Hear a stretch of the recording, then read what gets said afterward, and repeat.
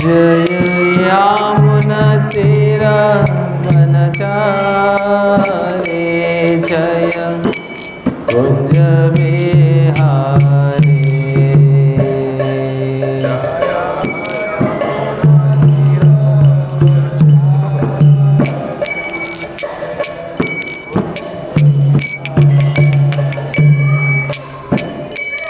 जय यामुना तेरा वनचारे, जय कुंज विहारी।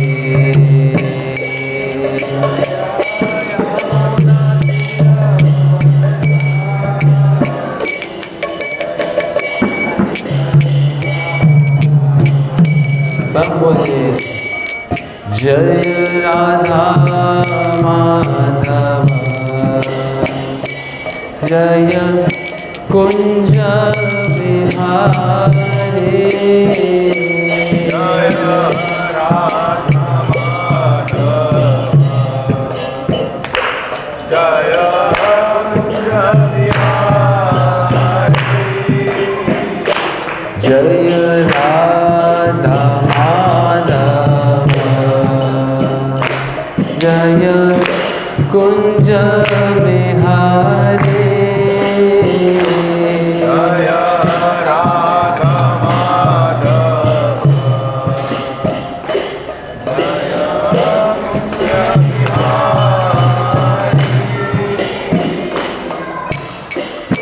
गोपी जन वल्लभ,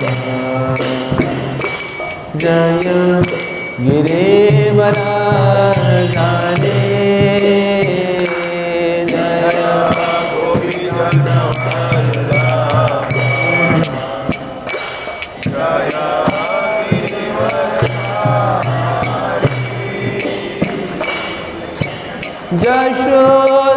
यशोदानंदना, जय ब्रज जनरंजना। यशोदानंदना, जय ब्रज जनरंजना।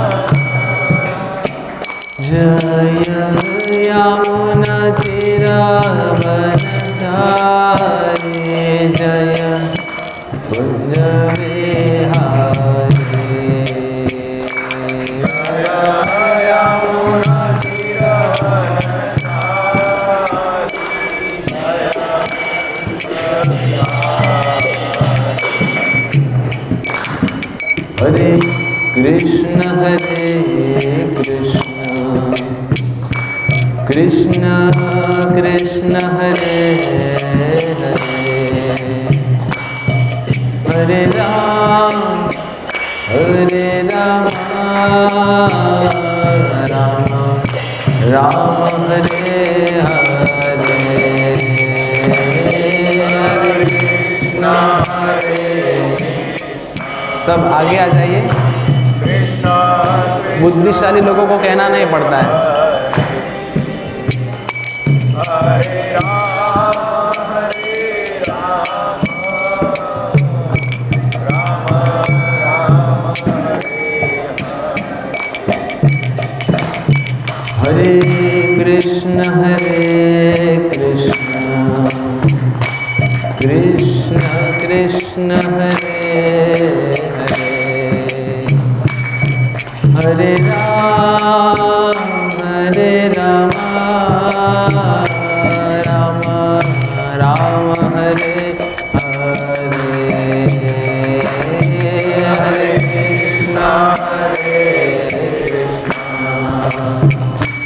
कृष्ण कृष्ण हरे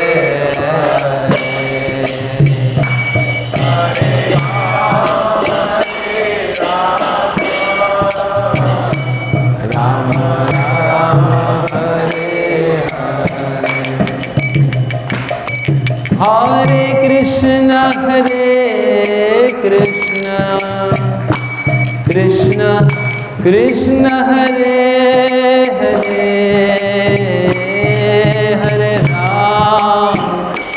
Hare Rama, Rama Rama Hare Hare, Hare Krishna, Hare Krishna,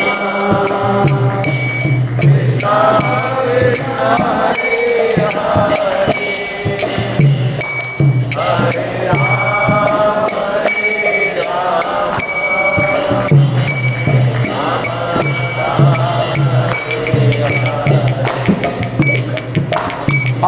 Hare Krishna, Hare Krishna, Krishna Krishna Hare Hare, Hare Rama, Rama Rama Rama Hare Hare, Hare Krishna, Hare Krishna,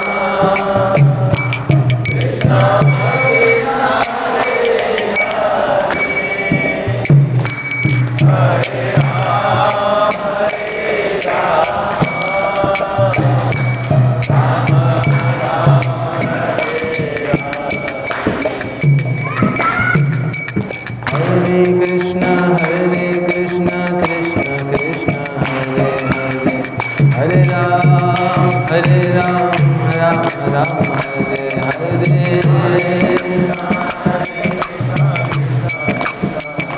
सब बोलिए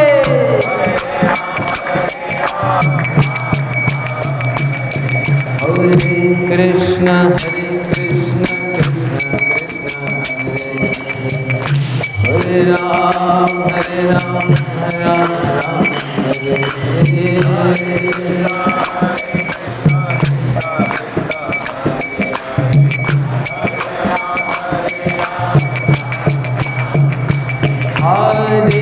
Krishna, Hare Krishna, Krishna Krishna, Hare Hare, Hare Ram, Ram Ram, Hare Hare.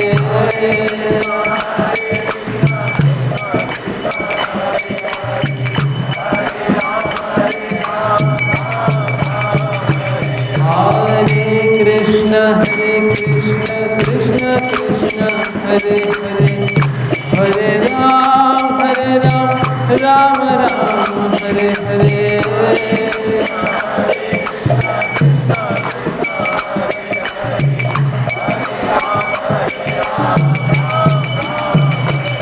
Hare Krishna, Krishna Krishna, Hare Hare, Hare Ram, Ram Ram, Hare Hare.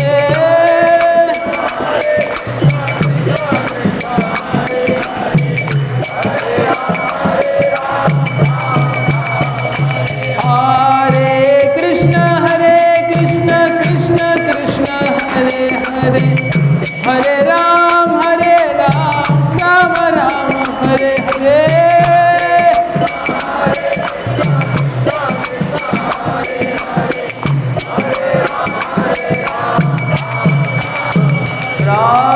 Prabhupada, Prabhupada,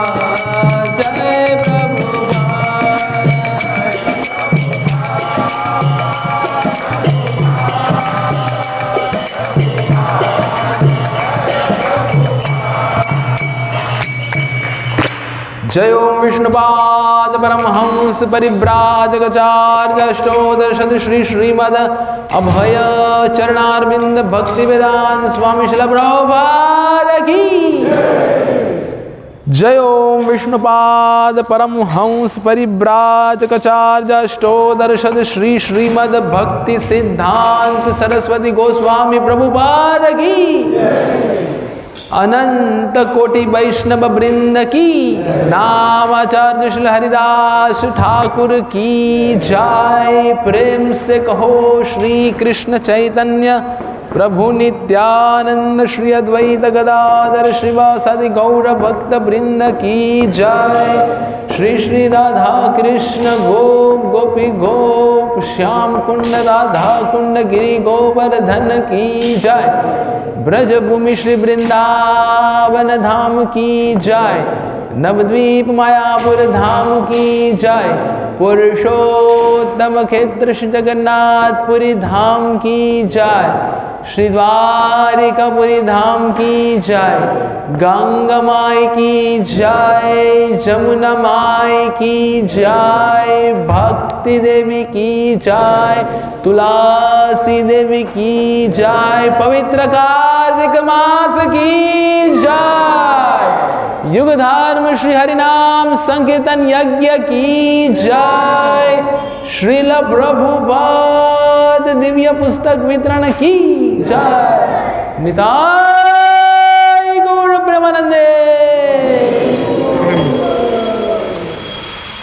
ओम नमो भगवते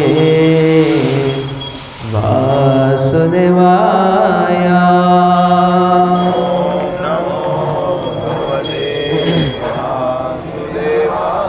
ओम नमो भगवते वासुदेवाय।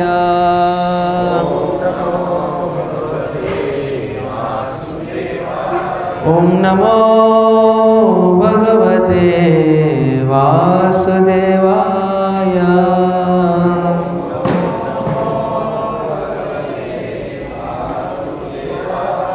श्रीमद् भगवद गीता यथारूप अध्याय 2 श्लोक क्रमांक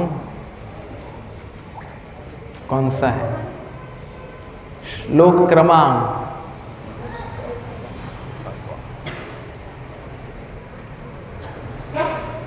कितने लोग नियमित आ रहे हैं बुधवार के सत्संग में? हाथ ऊपर कीजिए। कोई नहीं, आवाज नहीं आ रहा है। वो भारतीय साउंड सिस्टम की समस्या है, मैं कुछ नहीं कर सकता, मैं असमर्थ हूँ, आपको आज सहन करना पड़ेगा। भगवद गीता अभी सुनाई दे रहा है?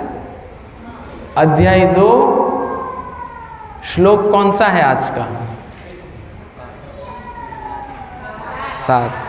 ठीक है, शब्द पाठ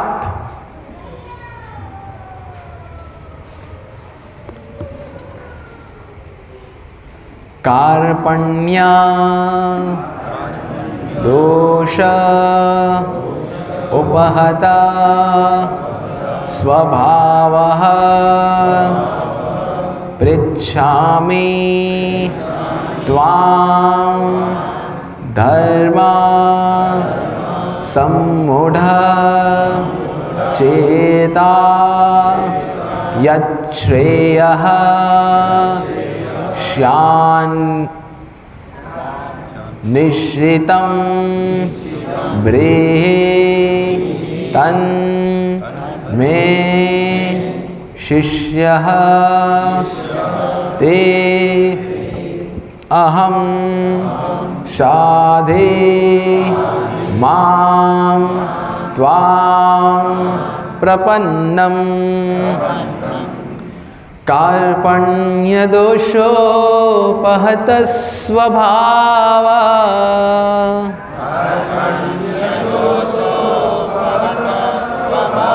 पृच्छामि त्वां धर्मसम्मूढचेता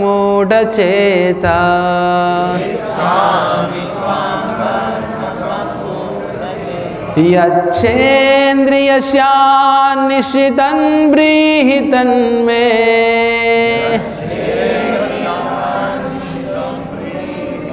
शिष्यस्तेऽहं साधिमां त्वां प्रपन्नम्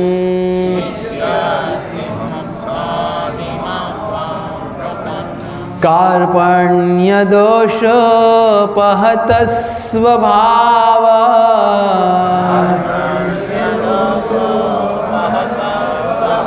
पृच्छामि त्वां धर्मसम्मूढचेता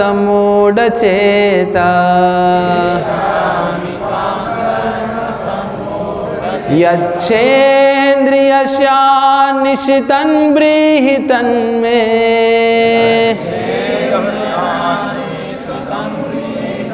शिष्यस्तेऽहं साधिमां त्वां प्रपन्नम्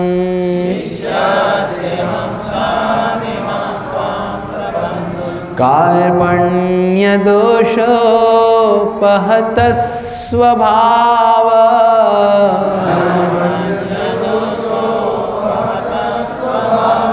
पृच्छामि त्वां धर्म सम्मूढचेता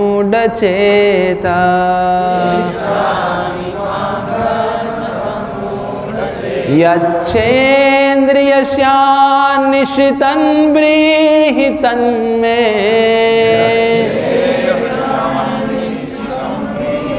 शिष्यस्तेऽहं साधिमां त्वां प्रपन्नम्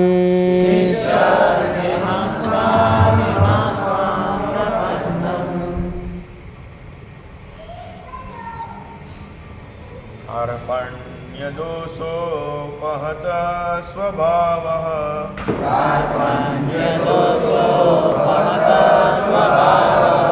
पृच्छामि त्वां धर्मसम्मूढचेता यत् श्रेयः स्यात् निश्चितं ब्रीहि तन्मे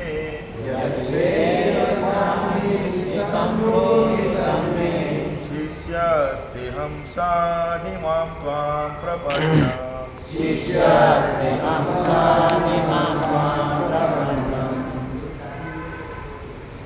माता जी,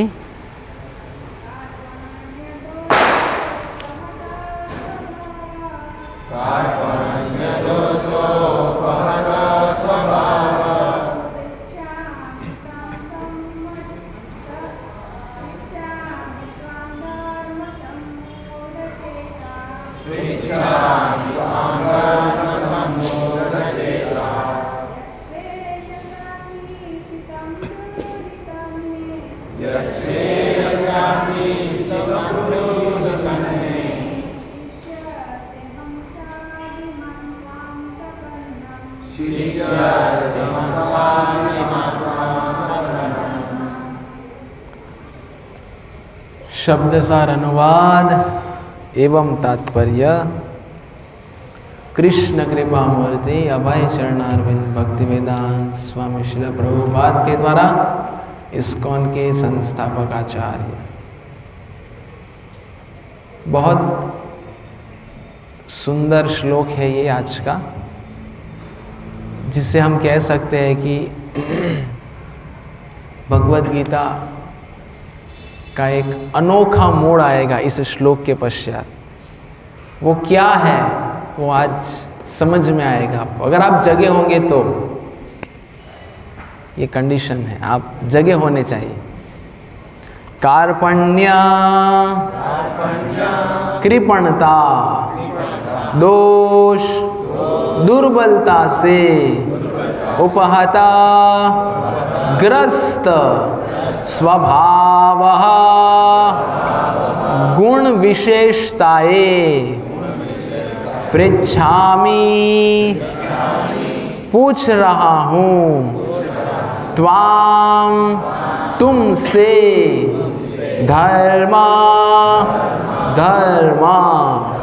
सम्मूढ़ मोहग्रस्त चेता हृदय में यत् जो श्रेयः कल्याणकारी स्यात् हो निश्चितम विश्वासपूर्वक ब्रीहि कहो तत् वह मैं मुझको शिष्य ते तुम्हारा अहम मैं साधे उपदेश दीजिए माम मुझको त्वाम तुम्हारा प्रपन्नम शरणागत। अनुवाद,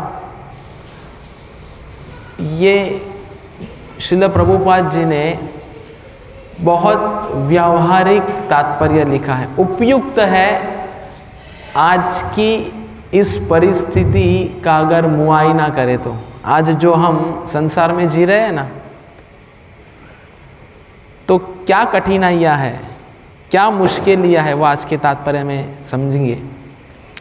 अब मैं अपनी कृपण दुर्बलता के कारण, अच्छा ये श्लोक कौन बोल रहा है? भगवान बोल रहे हैं? ठीक है, तात्पर्य के बाद आप बताना।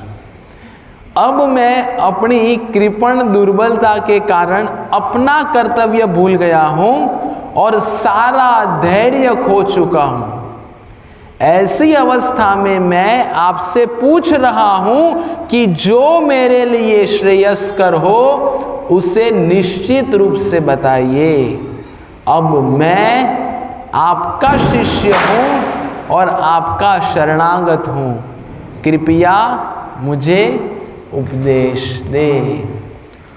ओम अज्ञानतिमिरन्धस्य ज्ञानाञ्जनशलाकया चक्षुरुन्मीलितं येन तस्मै श्रीगुरुवे नमः। श्रीचैतन्यमनोभीष्टं स्थापितं येन भूतले स्वयं रूपकदा मह्यं ददाति स्वपदान्तिकं। वन्देऽहं श्रीगुरौ श्रीयुतपदकमलं श्रीगुरुन् वैष्णवांश्च श्रीरूपं साग्रजातं सहगणा रघुनाथान्वितं त्वं सजीवं साद्वैतं सावधूतं परिजनसहितं कृष्णचैतन्यदेवं श्रीराधाकृष्णपादान् सहगणा ललिता श्रीविशाखान्वितांश्च। जय श्री कृष्ण चैतन्य प्रभु नित्यानंद श्री अद्वैत गदाधर श्रीवासादि गौरभक्तवृंद। हरे कृष्ण कृष्ण कृष्ण हरे हरे, हरे राम राम राम हरे हरे। हरे कृष्ण कृष्ण कृष्ण हरे हरे, हरे राम राम राम हरे हरे। हरे कृष्ण कृष्ण कृष्ण हरे हरे, हरे राम राम राम हरे हरे। हरे कृष्ण तो बहुत लंबी अवधि के पश्चात हमारी मुलाकात हो रही है। दीपावली की छुट्टियां बहुत तहे दिल से मनाई सबने, है ना। सब घूम घाम के फिर आ गए इधर। तात्पर्य, यह प्राकृतिक नियम, आप सब सुनिए, आप कोई बुक में मत देखिए, सुनिए, सिर्फ सुनिए ध्यान से। यह प्राकृतिक नियम है कि भौतिक कार्यकलाप की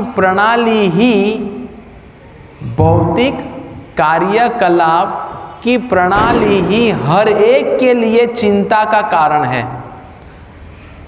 पग पग पर उलझन मिलती है, अतः प्रामाणिक गुरु के पास जाना आवश्यक है, जो जीवन के उद्देश्य को पूरा करने के लिए समुचित पथ निर्देश दे सके।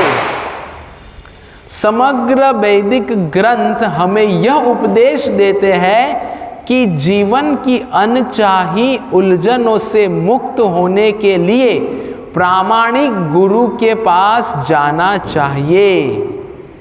ये उलझने उस दावाग्नि के समान है जो किसी के द्वारा लगाए बिना भभक उठती है। इसी प्रकार विश्व की स्थिति ऐसी ही है कि बिना चाहे जीवन की उलझनें स्वतः उत्पन्न हो जाती है।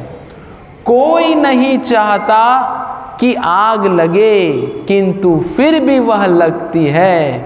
और हम अत्यधिक व्याकुल हो उठते हैं। अतः वैदिक वाङ्मय उपदेश देता है कि जीवन की उलझनों को समझने तथा उनका समाधान करने के लिए हमें परंपरागत गुरु के पास जाना चाहिए। जिस व्यक्ति का प्रामाणिक गुरु होता है वह सब कुछ जानता है। अतः मनुष्य को भौतिक उलझनों में न रहकर गुरु के पास जाना चाहिए। यही इस श्लोक का तात्पर्य है। अब बताइए ये श्लोक कौन बता रहा है? मैं?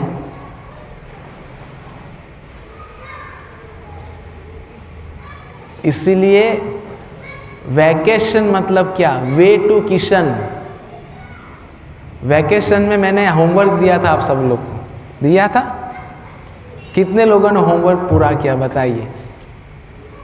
हाँ, अच्छे से हाथ ऊपर कीजिए, सबको समझने में तो आना चाहिए।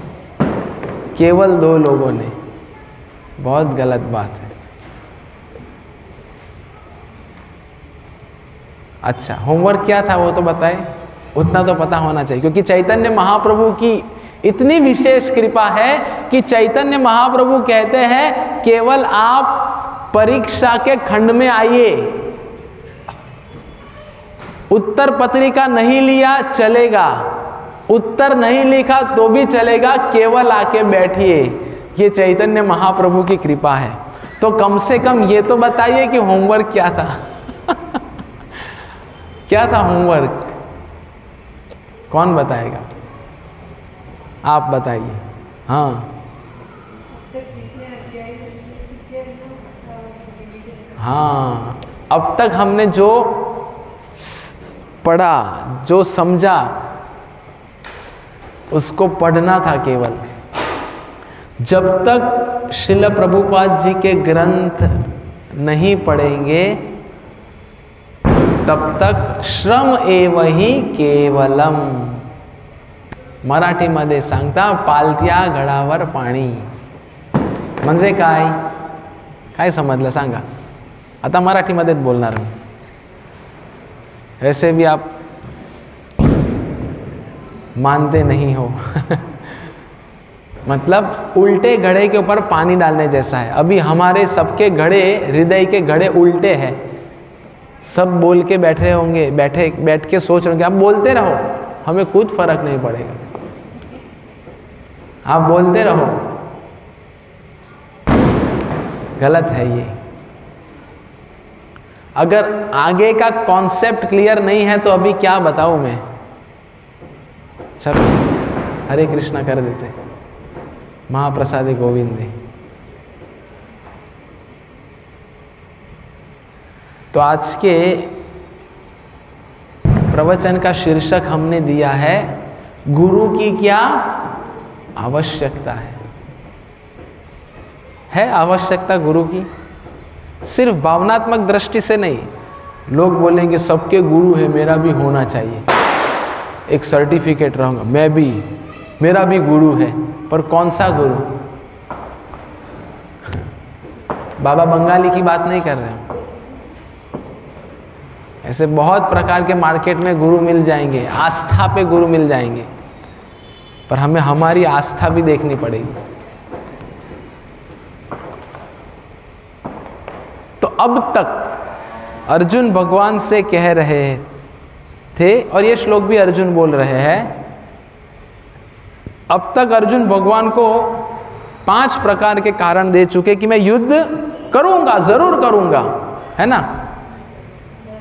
नहीं करूंगा, ठीक है, जगह है कम से कम। अर्जुन 5 कारण दे चुके हैं कि मैं युद्ध नहीं लड़ने वाला हूं।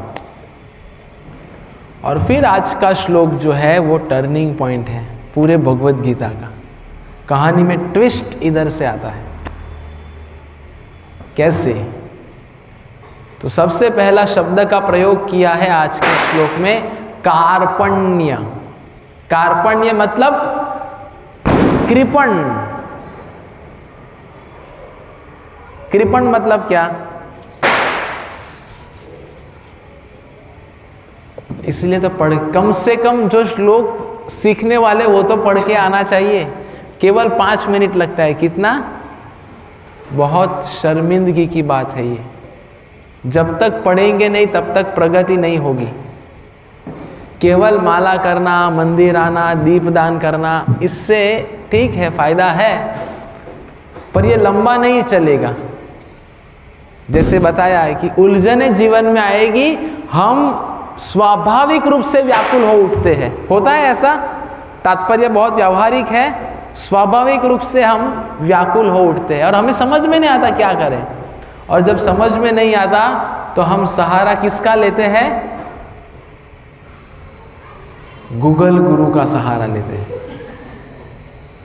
हम इधर गूगल गुरु की चर्चा नहीं कर रहे हैं, हम इधर श्रील प्रभुपाद और उनके प्रामाणिक प्रतिनिधि जो है उनकी चर्चा कर रहे हैं कि गुरु के पास जाना चाहिए। तो कार्पण्य मतलब कृपण, और कृपण का अर्थ क्या है? कंजूस, मक्खी चूस। सुना है? कंजूस सुना है? कंजूस और मक्खी चूस क्यों बोला है वापस? इसलिए मक्खी चूस बोला है कि अगर वो चाय पीने बैठता है और अगर मक्खी गिर भी जाती है तो मक्खी को निकालेगा, उसको ऐसा निचोड़ेगा और चाय पिएगा कि इतनी भी चाय वेस्ट नहीं जानी चाहिए। अभी हम हंस रहे हैं पर हम भी ऐसे ही है, बताऊंगा आगे कैसे। अभी आप सब लोग अपने आप पे हंसे हो। तो भगवान अर्जुन क्यों कह रहे कार्पण्य, कृपण, कंजूस क्यों कह रहे हैं? क्योंकि कंजूस व्यक्ति जो है वो हमेशा लेना चाहता है, कभी देना नहीं चाहता है। ऐसा कंजूस व्यक्ति मतलब क्या? अगर आप उनको देंगे, हाँ दो दो दो, लेता रहेगा पर देगा नहीं। एक कहानी से हम समझेंगे। एक बार एक गांव में एक व्यक्ति था। वो व्यक्ति कैसा था? कैसा था?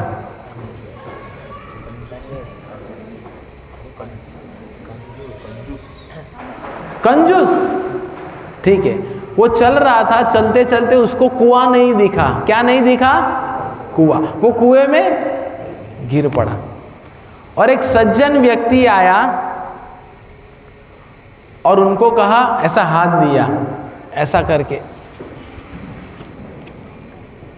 पर वो ऐसा ऊपर हाथ करके उसका हाथ पकड़ने को तैयार ही नहीं।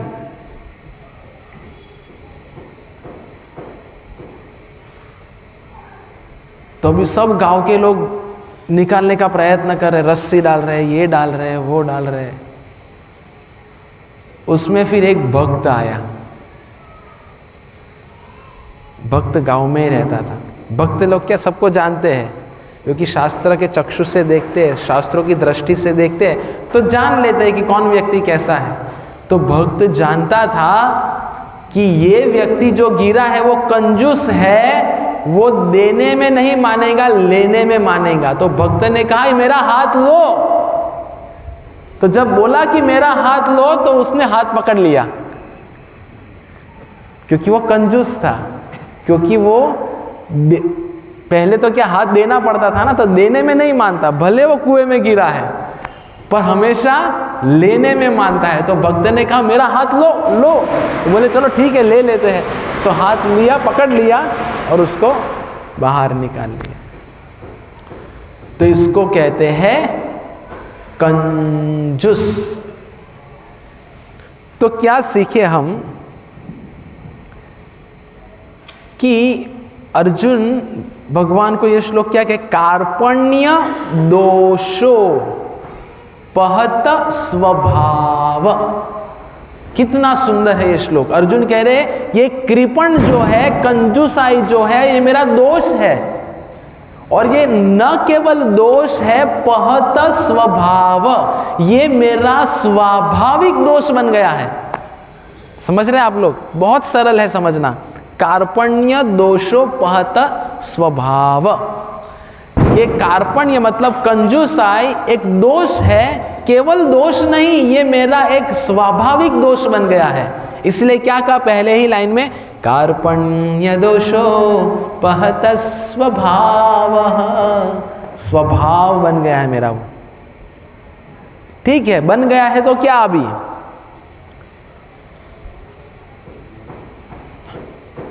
तो ये पहली लाइन से क्या सीखेंगे? क्यों मैं कह रहा हूं कि हम सब लोग कंजूस हैं? क्यों कंजूस है हम सब लोग? कि ये हमारा एक स्वभाव बन गया है कि देना नहीं, केवल लेना। और भक्ति क्या है? भक्ति मतलब देना। समझ रहे आप लोग? तो हम लोग कंजूस कैसे हुए? हम हमारा समय नहीं दे रहे हैं भगवान को, केवल ले रहे हैं। भगवान को आके कहते हैं आशीर्वाद दो लेने के लिए आते हैं, प्रसाद दो। प्रसाद नहीं मिला तो छीन के ले लेते हैं। अभी आप तो नए नए हैं, लेकिन थोड़े पुराने हो जाएंगे। आपने अन्य पुराने भक्तों को देखा होगा, प्रसाद के लिए मारा मारी हो जाती है। सब भक्त सत्संग में आते तो व्यवस्था करके आते हैं बुरी बात नहीं, अच्छी बात है। प्रसाद के प्रति आसक्ति अच्छा है। व्यवस्था करके आना मतलब बड़े बड़े टिफिन लेके आओ, कोई हरकत नहीं, बचेगा तो ले जाओ। तो हम सब लोग लेने में मानते हैं, देने में नहीं मानते। हम हमारी शरणागति भगवान को नहीं देते हैं। तो इसीलिए अर्जुन हमारे सबका नेतृत्व करते हुए कहते हैं हम सब लोग कौन है? कार्पण्य, कृपण, कृपण दुर्जन। बहुत सुंदर श्लोक में कहते हैं कि हम कृपण हैं, हम दुर्जन हैं। और क्या? चपल सुख लव लागी रे। ये संसार के चपल सुख के लिए हम पागल हैं। चपल मतलब क्षण मात्र का सुख, जो अभी आपको सुख दे रहा है वो बाद में आपको नहीं देगा। जैसे आप बैठे हो, गुलाब जामुन आपके समक्ष है, ऊंधियू है, जलेबी है, तो वो आपको बहुत सुख प्रदान कर रहा है। लेकिन कब तक? जब तक आप भूखे हैं तब तक। लेकिन एक बार आपकी भूख संतुष्ट हो जाती है, उसके पश्चात अगर आपको नहीं नहीं प्रभु नहीं, अगर कोई जबरदस्ती डाल देगा,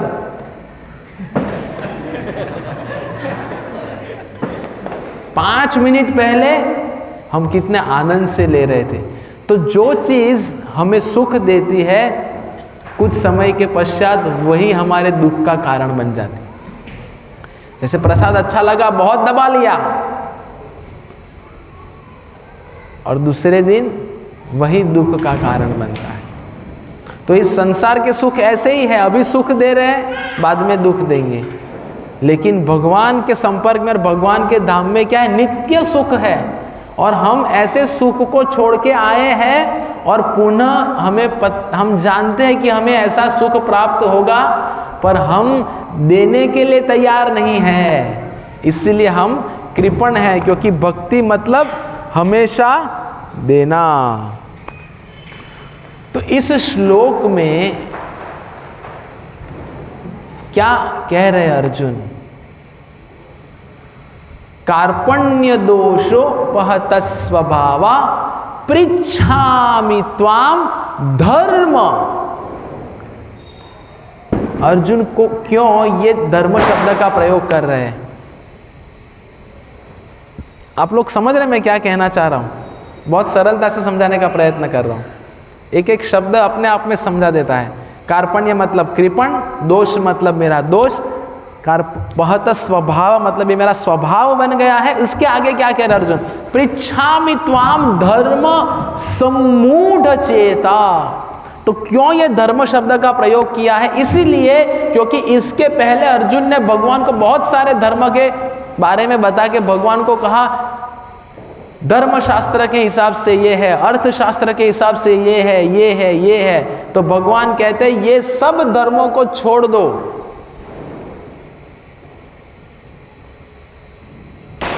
धर्म को छोड़ के करना क्या है? भगवान अर्जुन को ये बताना, तो अर्जुन भगवान को ये कह रहे हैं कि अब मैं ये सब धर्मों को छोड़ने के लिए तैयार हूँ। अभी तक मैंने जो भी कहा आपको कि ये धर्म के हिसाब से मैं युद्ध नहीं लड़ूंगा, इस नीति शास्त्र के हिसाब से मैं युद्ध नहीं करना चाहता हूँ, मतलब जो 5 कारण देते हैं शास्त्र के अनुसार, अब अर्जुन को समझ गया है कि मैं जो भी बता रहा था भगवान को वो निरर्थक था। हाँ, शास्त्र के दृष्टिकोण से था, पर उच्च विचार से देखा जाए तो ये सब इतने वैलिड कारण नहीं थे। इसीलिए अर्जुन ये श्लोक में कह रहे धर्म, धर्म मतलब मैं जो भी आपके समक्ष दलील प्रस्तुत की अलग अलग शास्त्रों का रेफरेंस लेते हुए, तो ये सब धर्म अर्जुन भगवान को कह रहे हैं मैं ये सब समर्पित कर रहा हूँ आपके चरणों में। और हमें क्या सिखा रहे अर्जुन कि हम भी अलग अलग जगह पे फंसे हुए हैं, तो इन सब का त्याग करो, क्योंकि भगवान क्या कह मांगते हैं, संपूर्ण शरणागति मांगते हैं। इसकी चर्चा हमने प्रथम अध्याय की शुरुआत में की। व्यवसायित्मिका बुद्धे एकेह कुरु नंदना बहुशाखा हि अनन्तस्य बुद्धयो व्यवसायिनाम। एक ही कुरु नंदना, एक ही फोकस भगवान की शरणागति।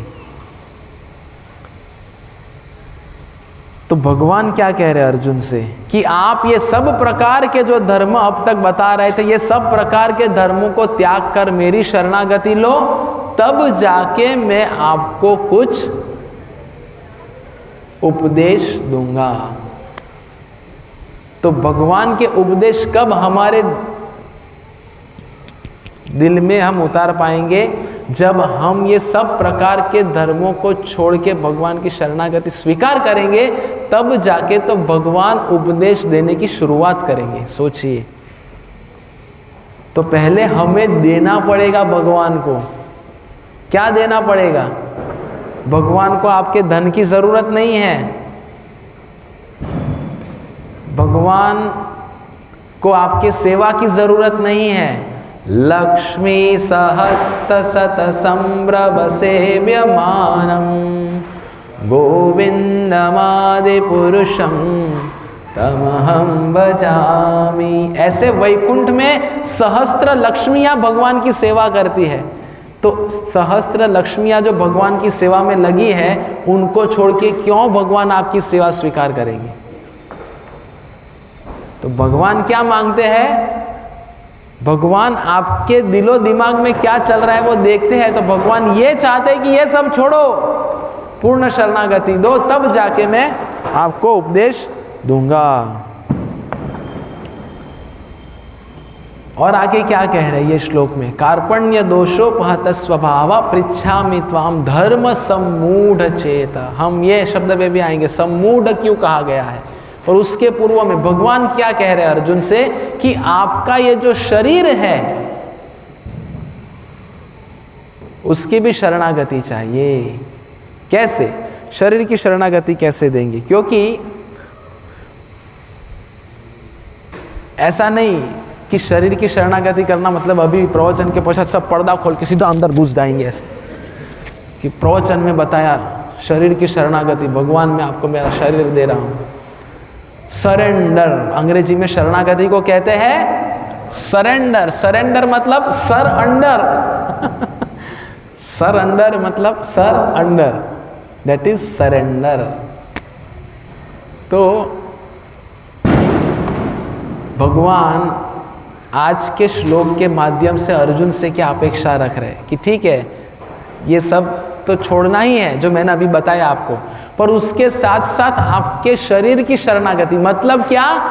कि आप इतने कंजूस है, इतने आप मतलब हम इतने कंजूस है, इतने कंजूस है, इतने कंजूस है, इतने कंजूस है, इतने कंजूस है कि हम ये शरीर को भोग में लगाते हैं। भगवान की सेवा को छोड़ के हम ये शरीर का उपयोग किस में कर रहे हैं? स्वयं की सेवा में। मुझे अच्छा लगता है भुवनेश्वरी खिचड़ी के उधर वघारेलो रोटलो,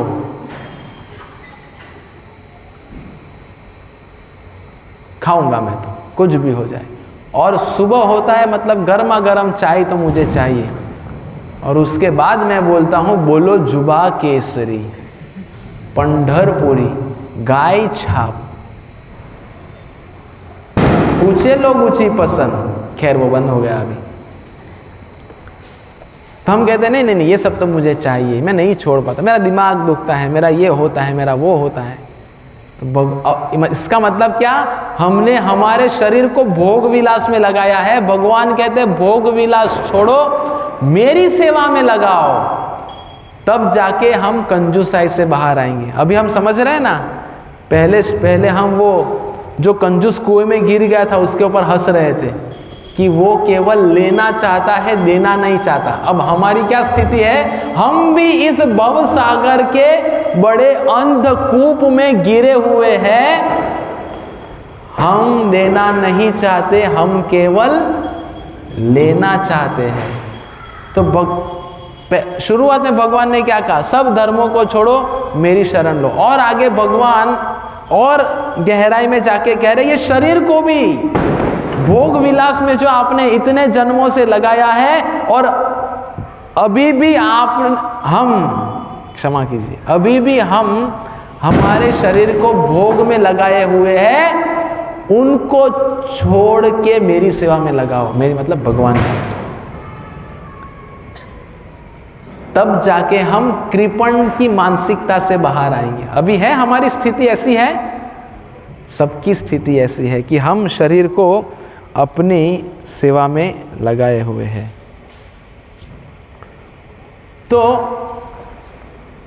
कैसे समझे और इसको? जैसे कोई व्यक्ति आपको कह दे, क्यों भगवान इस शरीर की मांग कर रहे हैं? अभी कोई सोच सकता है क्या ये शरीर मलमूत्र से भरा है और भगवान इसको मांग रहे हैं?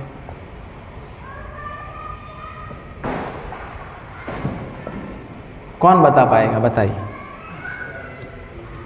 प्रश्न समझ में आया विवेक जी?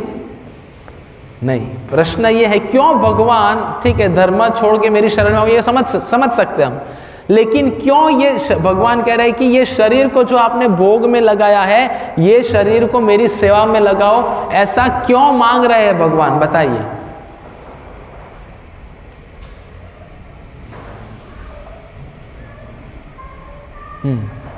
शरीर एक साधन है, साधन थी આપણે કોઈ પણ કાર્ય કરી શકીએ। ठीक है, अच्छा जवाब है। शरीर एक साधन है, मतलब माध्यम है।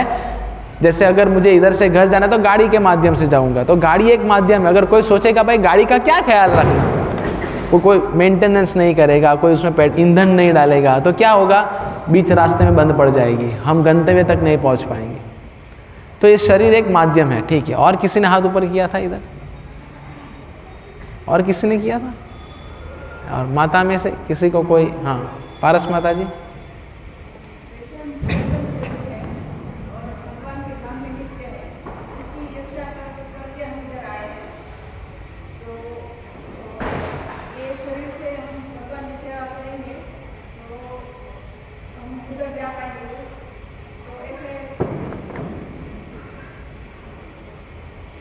ठीक है, और कोई? हाँ बताइए, आपके जवाब की तो प्रतीक्षा में था मैं।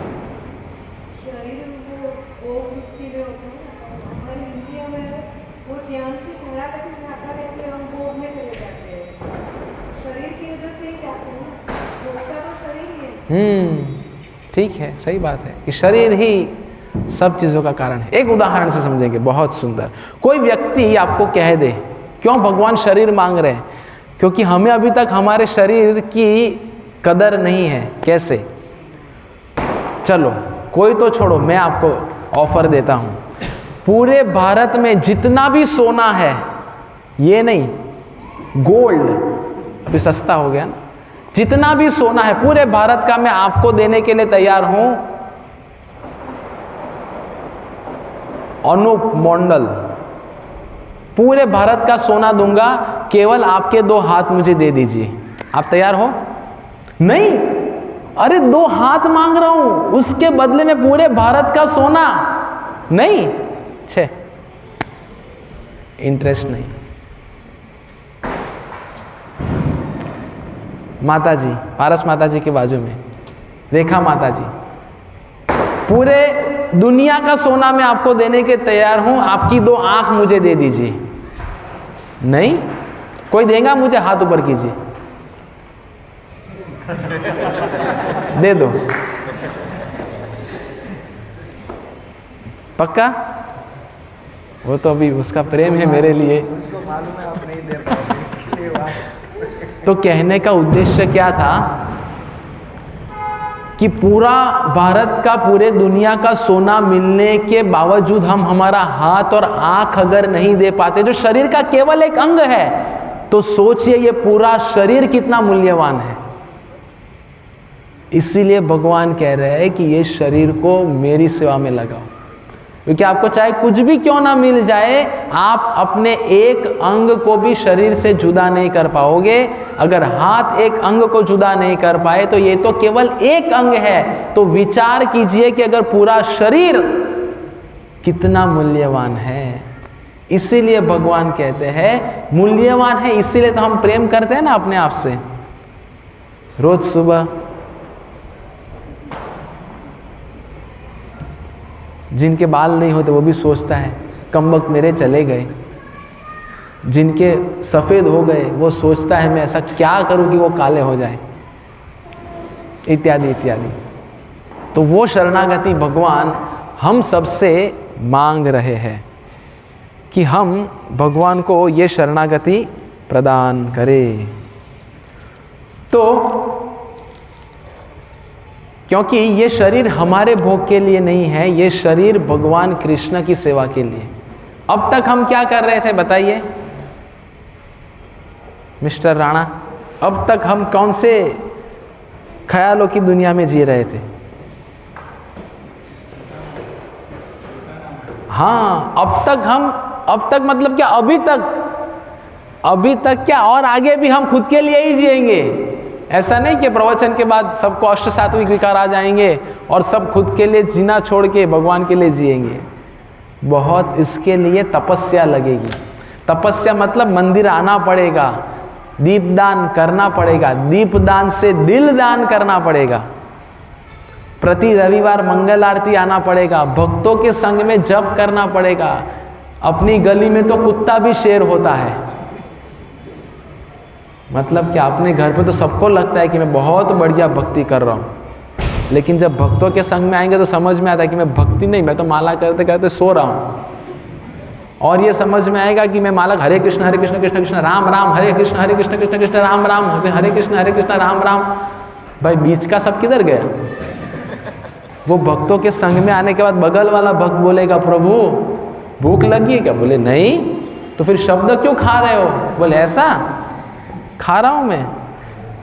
इसीलिए भक्तों के संग में आना पड़ेगा, है ना।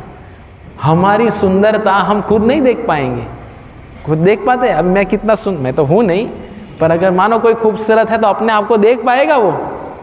कोई दूसरा बताएगा कि आप बहुत हैंडसम हो। I am not handsome but I can give my hand to someone by preaching, that's why I am handsome. तो हमें ये शरीर को भगवान की सेवा में लगाना है। तो इतना शरीर जो हमारा मूल्यवान है, लेकिन इसका मतलब ऐसा नहीं कि कल इतना शरीर के पीछे पड़ जाओ कि भगवान कृष्ण को भूल जाए हम। तो जो अर्जुन की स्थिति थी, अर्जुन अब तक जो स्थिति में थे, ये स्थिति में क्यों आए? भगवान को ये श्लोक क्यों कह रहे? कार्पण्य दोषोपहत स्वभाव पृच्छामि त्वाम धर्म सम्मूढ़ चेत। ये स्थिति में क्यों आए? ये श्लोक क्यों कह रहे अर्जुन? क्योंकि अब अर्जुन इतनी सारी दलील प्रस्तुत किए, इतना सब कुछ किया, अब अर्जुन कमजोर हो गए, है ना, कमजोर हो गए। जब कोई व्यक्ति कमजोर होता है तभी घुटने टेकता है ना। ऐसा अभी हम सब लोग एकदम स्वस्थ है, एकदम पूरा जोश से भरे हुए, तो अब कितना भी हम बोलेंगे आपको फर्क नहीं पड़ेगा। लेकिन अचानक से कुछ हो जाता है और हम आईसीयू में चले जाते हैं। पता है आईसीयू? आईसीयू मतलब क्या? हाँ, intensive care unit. Is he right? गलत। आईसीयू मतलब क्या? यमराज कहते हैं आई सी यू, दैट इज आईसीयू। तो जब कोई व्यक्ति आईसीयू में जिंदगी की सांसें गिनता है ना, तब फिर फोन और किसी को नहीं लगाते। किसको लगाएंगे? हरे कृष्ण प्रभु जी, मैं अब इधर हूं, अब मेरे पे कृपा कीजिए। क्यों ऐसा स्थिति है? क्योंकि अब कमजोर हो गए ना। तो कमजोर अर्जुन की ये स्थिति क्यों आई? क्योंकि अर्जुन अब तक जीवन में भगवान कृष्ण को लाए नहीं थे। उसी तरह हमारे जीवन के केंद्र में जब तक कृष्ण भगवान नहीं है, तब तक हम कमजोर रहेंगे। और जब व्यक्ति कमजोर होता है तो हृदय दौर्बल्यम, ये हृदय दुर्बल बन जाता है। आगे आएगा, हमने पहले भी देखा हृदय दौर्बल्यम प्रथम अध्याय में। तो कितना सुंदर है ये श्लोक, आज तो पूरा नहीं कर पाएंगे शायद। कार्पण्य दोषोपहत स्वभाव पृच्छामि त्वाम धर्म। भगवान कह रहे धर्म दो, धर्म के साथ शरीर दो, शरीर की शरणागति दो। इतना जो मूल्यवान है, लेकिन मूल्यवान है इसका मतलब ऐसा नहीं कि इसमें उलझ जाए, पर ये शरीर को, शरीर और खुद के जीवन के केंद्र में भगवान कृष्ण को रखिए, कृष्ण को जीवन में अपनाइए, कृष्ण भगवान को जीवन में अपनाइए। और अगर कृष्ण भगवान को जीवन में नहीं अपनाएंगे, अब तक हमारी स्थिति ये है कि कृष्ण भगवान को हमने अपनाया नहीं है, इसलिए हम कमजोर है, ये हमें मानना पड़ेगा। कोई नहीं मानेगा तो भी उसकी यही स्थिति है। देखिए ये लाइव उदाहरण है हमारे समक्ष। ये जो पंछी अभी ऊपर से गिरा, अभी तक बहुत अच्छी उड़ान भर रहा था, है ना? उसको क्या पता था कि मैं ये पंखे में आ जाऊंगा और गिर जाऊंगा। हम सब की भी यही स्थिति है। हम एकदम गर्व से जर जमीन जेवर कुछ न साथ जाएगा, आगे नहीं बोल। तो ऐसे हम खुद के ऊपर इतना गर्व करते हैं, खुद की सुंदरता के ऊपर और खुद के व्यवसाय के ऊपर, धन के ऊपर इतना हमारा अहंकार है। हमें भक्ति ये क्या करना है, करेंगे बाद में। अभी तो मुझे माताएं बोले कि सुबह सुबह चपाती बेलना है, सब्जी बनाना है, चावल बनाना है, ये काम पे जा रहा है, वो काम पे जा रहा है, ये व्यवसाय में जा रहा है, मैं व्यवसाय में लगी हूँ, ये धन चाहिए, वो धन चाहिए, जेवर चाहिए, LIC चाहिए, SIP चाहिए, ये सब कुछ में हम इतने लगे हैं। ठीक है, गलत नहीं है, कुछ हद तक करना चाहिए, पर अगर कृष्ण भगवान को और भक्ति के भोग पे अगर ये सब कुछ चल रहा है तो ये कुछ काम का नहीं, ऐसी दशा होगी। I see you यमराज कहेंगे, सबको बोलेंगे। और तब हमारे पास कोई चारा नहीं रहेगा, क्योंकि हम कमज़ोर हैं। तब माला भी उठा नहीं पाएंगे, कृष्ण को भी याद नहीं कर पाएंगे। ऐसा कहते हैं कि जब व्यक्ति गंभीरता से पूरे जीवन काल में भक्ति करेंगे और अंत समय में अगर वो भगवान को याद नहीं कर पाएंगे, तो ऐसे भक्त को भगवान स्वयं याद करेंगे। पर उनके लिए हमें भक्ति तो करनी पड़ेगी ना। हम भक्ति नहीं करेंगे, फिर बोलेंगे मेरा भी अजामिल के जैसा होएगा तो अच्छा होगा। तो हम भी हमारे बच्चे का नाम रखते हैं केशव, माधव, मुरारी इत्यादि इत्यादि। इसलिए ये जीवन जो है ये तैयारी करने के लिए है, तैयारी इसके लिए नहीं, भक्तिमय तैयारी करना है। लगाओ अपने आप को, अपने शरीर को भगवान की सेवा में लगाओ, अपनी जो स्किल्स है, आवड़त, उनको भगवान की सेवा में लगाओ। अभी हमारी सब स्किल बाहर लगी हुई है, हमारी एक्सपर्टीज जो है वो दुनिया को दिखाने, बॉस को राजी करने के लिए लगाते हैं कि मैं ये कर दूंगा, बॉस खुश हो जाएगा। तो दीपावली में क्या मिलेगा? 1 ग्राम सोना मिलेगा। सबको अलग अलग है, तो ये सब कुछ मिलेगा। तो स्थिति गंभीर है हमारी। तो क्या कह रहे हैं? पृच्छामि त्वाम धर्म समूढ़। समूढ़, मूढ़ मतलब मूर्ख, और समूढ़ मतलब पूर्ण रूप से मूर्ख। तो हमारी ये दशा है, मूर्ख नहीं, सम्मूढ़। पृच्छामि त्वाम धर्म सम्मूढ़, हम पूरे मूर्ख हैं। अब तक जो मैंने बताया ये हमारी दशा है। तो कार्पण्य दोषोपहत स्वभाव, उपहत स्वभाव मतलब ये जो भी मैंने बताया कि कमजोरता, हृदय दौर्बल्यम, और ये हृदय दौर्बल्य के कारण क्या होता है कि हम ये भक्तिमय विज्ञान, भक्तिमय ज्ञान को हम ठीक से समझ नहीं पाएंगे। और कब ये होगा? तो ये सबसे बचने के लिए आज का जो शीर्षक है, हमें गुरु के पास जाना पड़ेगा। पृच्छामि त्वाम धर्म सम्मूढ़ चेता यच्छेन्द्रियस्यान निशितन ब्रीहितन में शिष्यस्ते हम साधि माम त्वाम प्रपन्नम।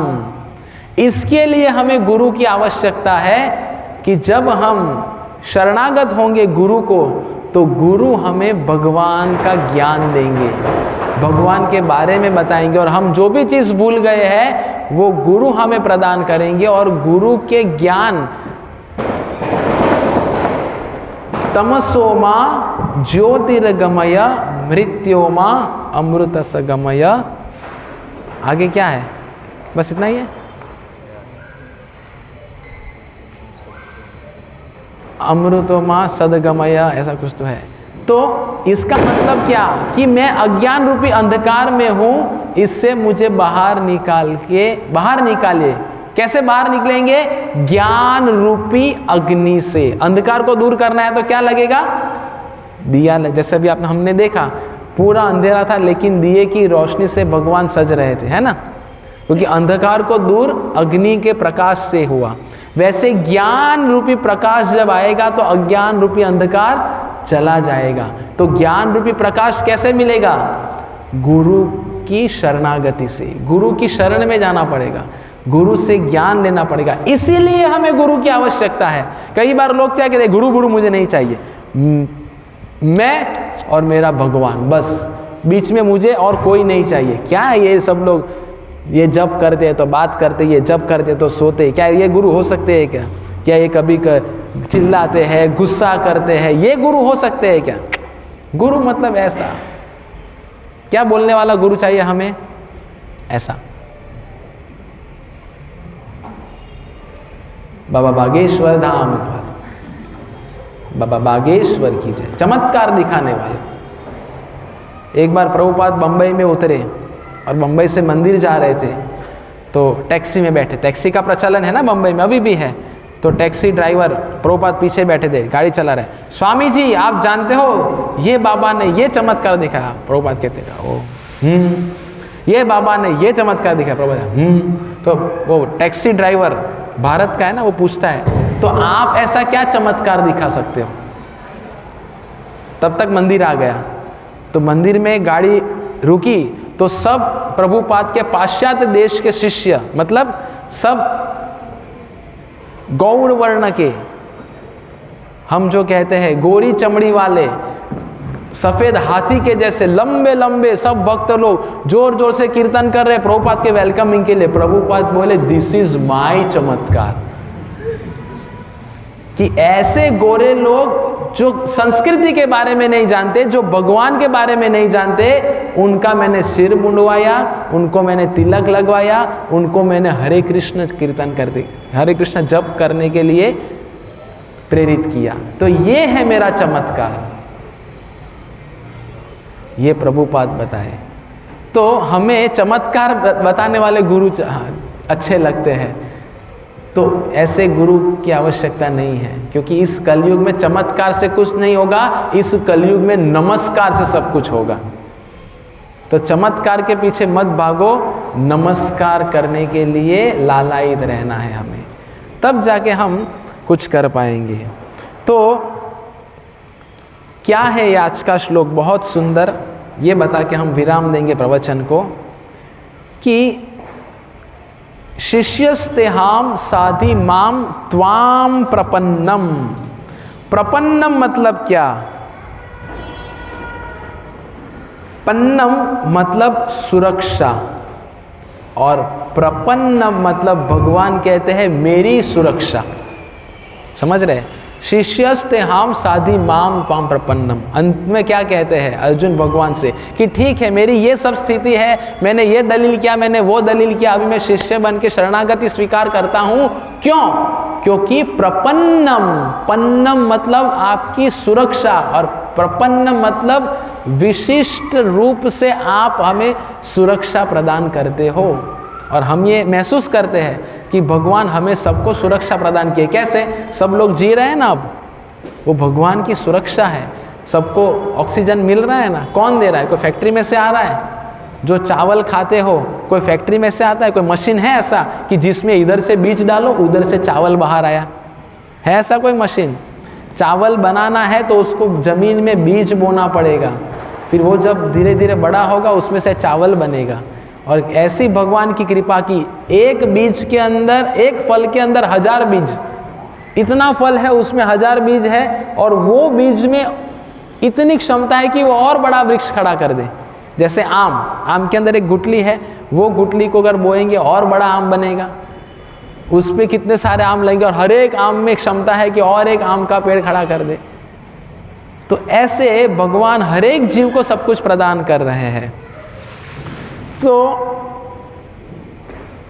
हर एक प्रकार के जो शास्त्र है, वेद है, उपनिषद है, पुराण है, जैसे गीता भी एक उपनिषद है। इसलिए प्रथम अध्याय में शुरू में हमने देखा कि इनको गीतोपनिषद कहते हैं, है ना।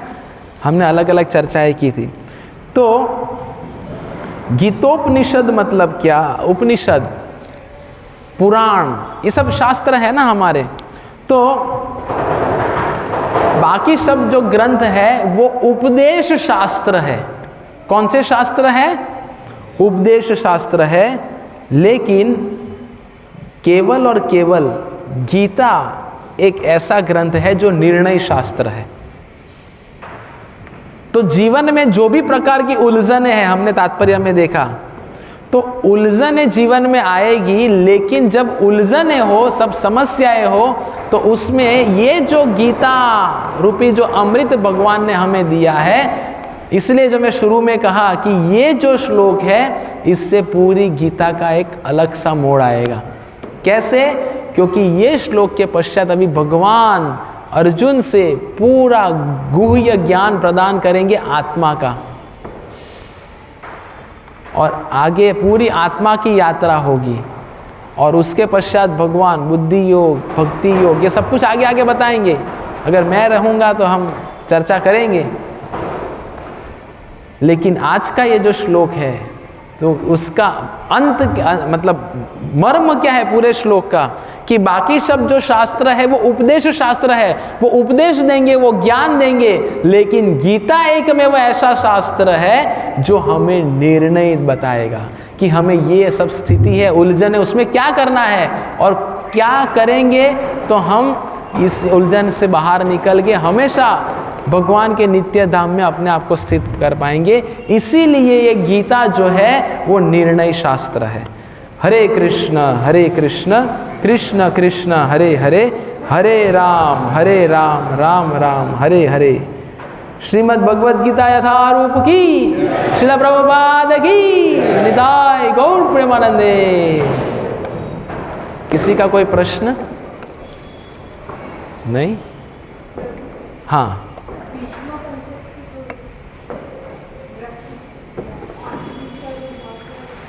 क्या भीष्म पंचक? हाँ, प्रश्न क्या है वो बताइए आप। 5 दिन का क्या स्टोरी है ऐसा? देखो, वापस से इतने कंजूस हैं हम, मान लिया सब लोगों ने कंजूस हैं, सिर्फ मुझे बोलने के लिए ऐसा मत करो, क्योंकि भगवान हृदय में बैठे, अभी सब सुन। ये भले पर्दा बंद है, आप नहीं देख पा रहे, पर भगवान आपको देख रहे हैं। रात को फिर फटके देंगे। एक बार मायापुर में हुआ था ऐसा। मायापुर में एक राजापुर नाम की जगह है। तो एक मुस्लिम व्यक्ति आया, भक्त ने प्रसाद दिया, उसने प्रसाद दिया ऐसा फेंक दिया, हम मुस्लिम आपके प्रसाद को नहीं लेते। रात को सो गया, सोया था तो बलदेव जी छाती पे आके बैठ गए और बहुत पीटा। बोलता है प्रसाद फेंकेगा, इतना पीटा। बोले अब क्या? बोले नहीं नहीं, अभी दूसरे दिन जाके मैं प्रसाद खाऊंगा। दूसरे दिन मंदिर में जाता है, प्रसाद लेते हैं और खाते हैं।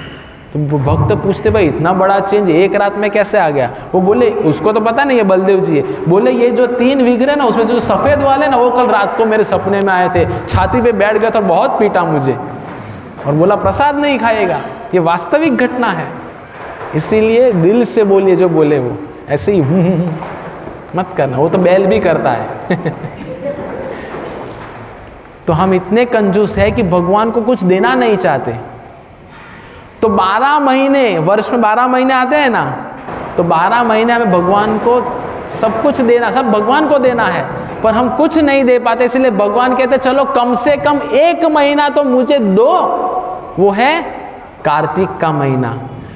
तो कार्तिक के महीने में भी अभी हमारी आदत तो कैसी, जैसे अभी आज सब लोग लग रहे हाँ प्रभु जी ने बोला है चलो मैं कल मंगल आरती आऊँगा, रात को अलार्म भी लगा देते, निर्णय कर रहे थे, पर अलार्म कब बंद हो जाता है, फ़ोन इधर से उधर कब आ जाता है समझ में नहीं आता, क्योंकि आदत नहीं ना हमें उठने की। हम प्रण तो लेते, निर्णय लेते, लेकिन आदत नहीं है तो वो नहीं कर पाते। उसी तरह पूरे 11 महीने नहीं किया तो ये 1 महीना क्या खाक करेंगे हम? तो 1 महीने प्रयत्न करते हैं फिर भी निष्फल हो जाते हैं। तो भगवान कहते हैं कि चलो भाई कोई व्यक्ति 1 महीना नहीं कर पाया तो कम से कम ये 5 दिन भीष्म पंचक, 5 दिन अगर कोई गंभीरता से भक्ति करेगा तो पूरे कार्तिक महीने में करने का फल मिलता है और पूरे 12 महीने करने का भी फल प्राप्त होता है। इसको कहते हैं भीष्म पंचक। बड़ी कहानी है, पर वो अगले कार्तिक में बताएंगे आपको, तब तक आप प्रतीक्षा कीजिए। तो ये इन शॉर्ट में ये भीष्म पंचक है कि इसमें हमें गंभीरता से दीपदान, भक्ति, जप, श्रवण, कीर्तन, ये सब में गंभीरता से लगना है, इंद्रिय भोग में नहीं लगना है। जितना गंभीरता से भक्ति करेंगे तो भगवान हम पे देखो कितने कृपा बरसाते हैं कि 1 महीना नहीं कर पाता, आखिरी में एक बोनस देते कि चलो कम से कम 5 दिन तो करो।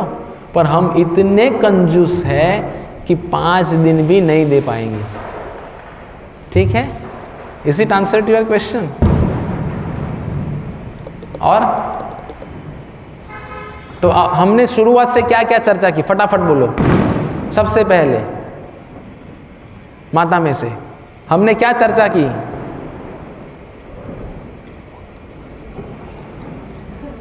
कंजूस। हम कंजूस है, कैसे कंजूस है बताइए?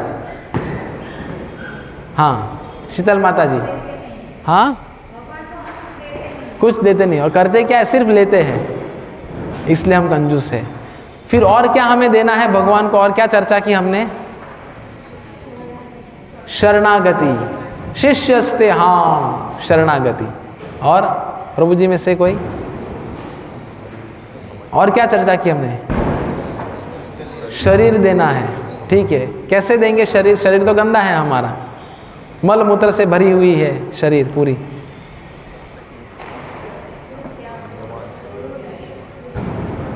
हाँ, पर शरीर क्यों देना है ये इसकी हमने चर्चा की।